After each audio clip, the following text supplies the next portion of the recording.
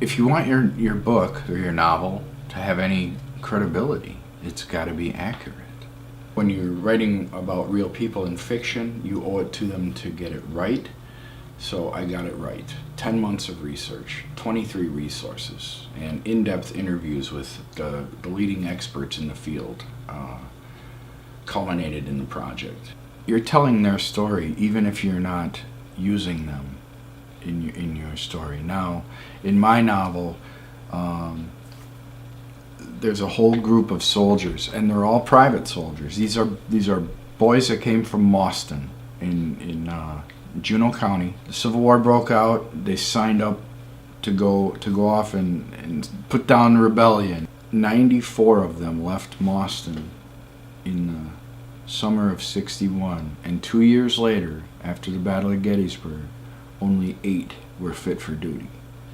They really forged that iron in blood, so I felt their story needed to be told. Everybody that wears the blue suit of the Union Army that has a name in my book, other than my main character, was a real person.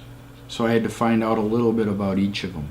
Now, some of them I picked because I couldn't find much about them. And that allows you a little more leeway with, or getting away with how you make their personality. Truman Capote said you can't blame the author for what the characters say. I kind of take that to heart. Hardest thing about writing is finding time. And the writers will say you got to do it every day. Set aside a time like it's a job, an hour a day, whatever. I work for the fire department. I'm either on or I'm at home. Sometimes I'm on call. Pager goes off, I got to run out. You know, the ambulance is where the action is. We get 60 some calls a month to a day.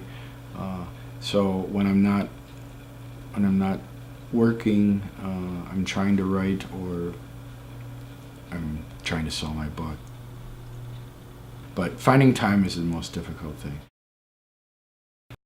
I sent it out to people, and I gave it to both male and females to read. And oh man, bless them for doing it for me. It's easy to criticize grammar, spelling, commas, that sort of thing.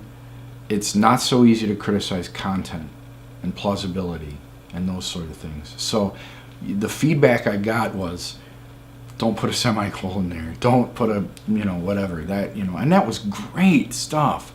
But in the end, I had to give it to people I didn't know. Then I sent it out to a professional. Now, a professional editor will cost you like 1 to 3 cents per word sometimes, and that adds up to a really big bill. 10 months of research on the book, but that is not nearly the amount of research I did on the publishing industry. If you want to get your book published, you better know what you're doing, and you better jump through the hoops, because you won't get published if you don't follow the rules.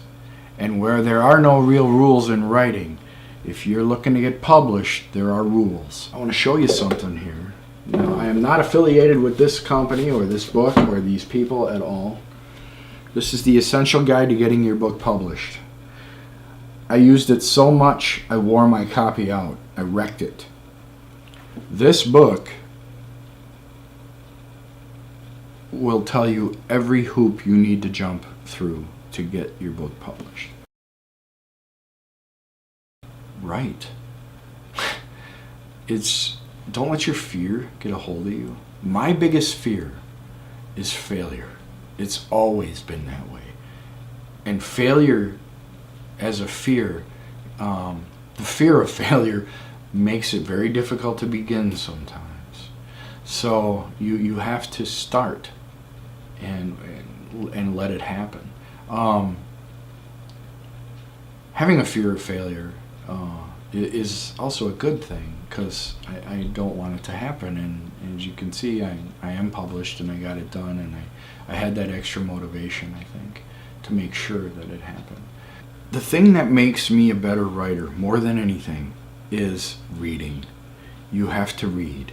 And and not just reading, but listening to audiobooks. Doing both. Audiobooks give you tone and cadence, and there's nothing like being read to.